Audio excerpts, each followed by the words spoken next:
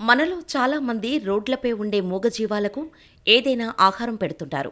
అంతేకాకుండా మరికొందరు కాలనీలో ఇంటి దగ్గరకు వచ్చే ఆవులకు, కుక్కలకు, ఇతర పక్షులకు ఏదైనా తినడానికి వేస్తుంటారు. అవి గుర్తుపెట్టుకుని విశ్వాసంతో అదే ఇంటి దగ్గరకు ప్రతిరోజు వస్తుంటాయి.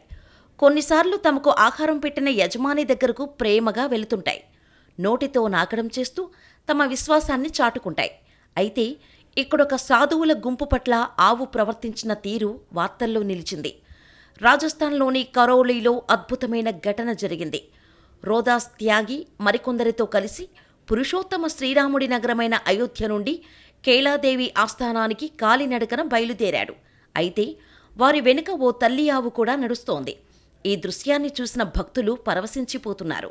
ఈ అద్భుతమైన యాదృశ్చికాన్ని చూసి అందరూ ఆశ్చర్యపోతున్నారు. అక్కడున్న వారంతా భక్తితో ఆవు ఆశీస్సులు తీసుకుంటున్నారు.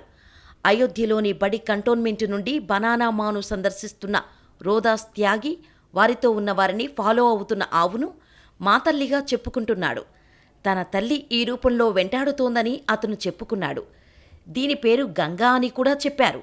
ఈ భక్తి భావాన్ని అర్థం చేసుకోవటానికి ప్రజలు రకరకాలుగా ఆలోచిస్తున్నారు. కానీ మా తల్లి గంగమ్మ చేసిన పని ఠాకూర్జీకే తెలియాలి. తల్లి ఆవు యొక్క ఈ చర్య గురించి మనమేం తెలుసుకోవచ్చు?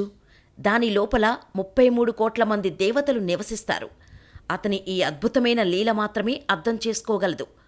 అయోధ్యకు చెందిన రోదాస్ త్యాగి ప్రకారం అయోధ్య నుండి కాలినడకన ప్రయాణిస్తున్న గౌమాత రామ మందిర శంకుస్థాపనకు 1.5 గంటల ముందు జన్మించింది.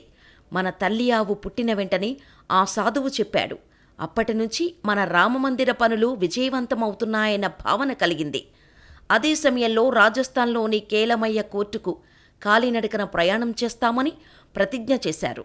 మార్చి 10న మేము మా నడకయాత్ర ప్రారంభించిన వెంటనే యశోద తల్లి శ్రీకృష్ణుడిని ఎలా అనుసరించిందో అదేవిధంగా ఈ మాతృ ఆవు జగదాంబే భవానీ ఈ ప్రయాణంలో అయోధ్య నుండి మమ్మల్ని అనుసరించిందంటూ భక్తుల ఆనంద పరవశంలో మునిగిపోయారు.